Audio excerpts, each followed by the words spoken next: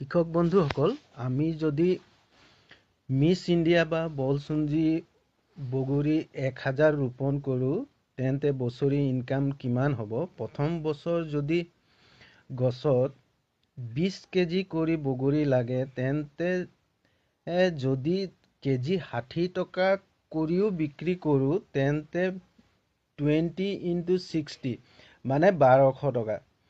1200 টকা এজোপা গছৰ পৰা প্ৰথম বছৰ পাব পাৰি।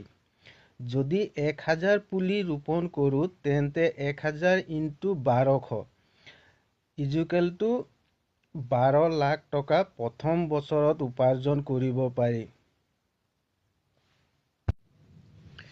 কৃষক বন্ধুসকল, এই 1000 পুলি ৰোপণ কৰিবৰ কাৰণে বৰ বিশেষ মাটিৰ প্ৰয়োজন নহয়।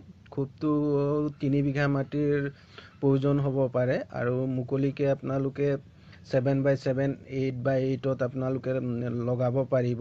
আৰু এই 3 বিঘা মাটিৰ পৰা আপোনালোকে 9ৰ পৰা 10 মাহেকৰ ভিতৰত কিমান উপাৰ্জন কৰিব? 12 লাখ টকা।